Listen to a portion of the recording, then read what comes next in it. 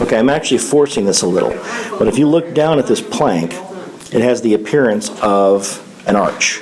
Okay, yeah. And again, I'm kind of forcing it to really make it. There's a bit of one even when I don't force it.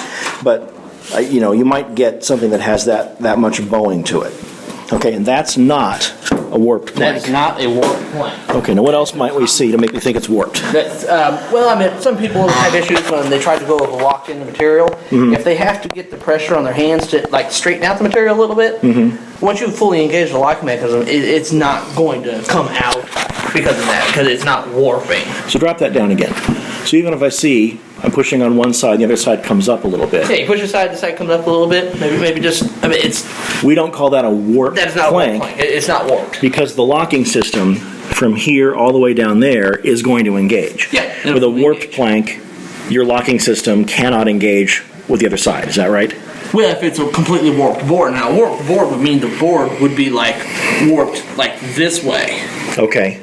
It would be a warped board. Okay, and so it's going to connect. So in other words, the end joints will connect, but Right. the middle won't because it's completely warped this way.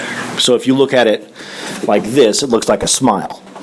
Exactly, yeah, if you look at that smile. The way to really check to see if a board is warped, if you put it directly down the counter, you look at the bottom portion of the thing here to make sure it's completely cupping all the way across on the floor. Which it is. Which it is. So that board is not warped or bowed or anything. Okay, so that look, that sense of it having a bit of a curve to it, however slight, is that very common when you take laminate planks out? It's always a common characteristic of any laminate manufacturer. It's always going to cup up a little bit. It has to deal with wherever you store the material. When you want to, before installation-wise, you don't store the material standing straight up. You lay it flat on the floor. Material's definitely not warped. It should definitely easily install. Okay.